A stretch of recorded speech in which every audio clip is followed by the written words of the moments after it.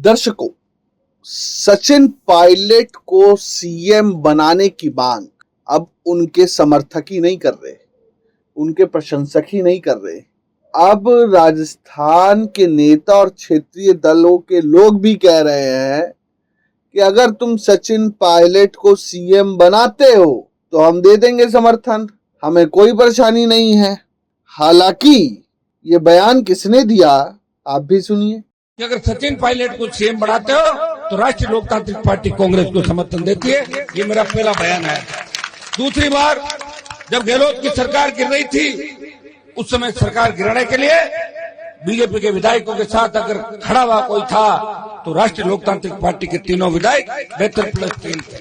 हमने ये कहा था, प्रेस वालों ने मुझे पूछा कि आप तो जाट सीएम की बात करते थे, मैंने कहा गुर्जर भी हमारे भाई है। तो सुना दर्शकों, आपने क्या कह रहे हैं हनुमान बेनीवाल। हनुमान बेनीवाल कह रहे हैं कि अगर सचिन पायलट जी को सीएम बनाते हो तो आरएलपी कांग्रेस को समर्थन करेगी। तो दर्शकों, क्या अब राजस्थान में नए समीकरण गढ़े जा रहे हैं?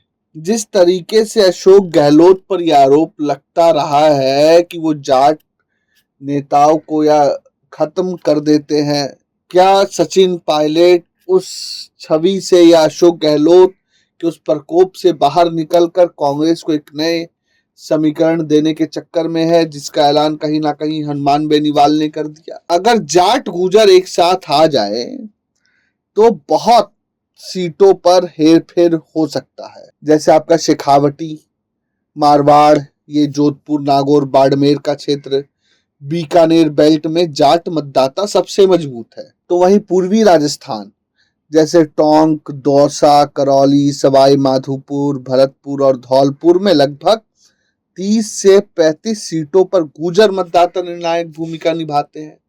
यानी अगर मोटा मोटी पकड़ लिया जाए तो 60 से 65 सीटों पर गुर्जर और जाट मतदाता अपनी निर्णायक भूमिका में हैं।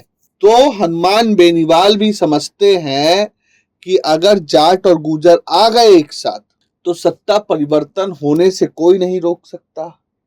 और सचिन पायलट जाट गुर्जर समीकरण को साधने के लिए आरएलपी को सम्मानजनक और कुछ अच्छे मंत्रालय या पद भी दे सकते। इसलिए अब जाट गुर्जर के समीकरण को साधने के लिए हनुमान बेनीवाल ने शायद ये बयान दे दिया। आपको क्या लगता है? हमें जरूर लिख भेजें। Bureau report, प्रजाहित।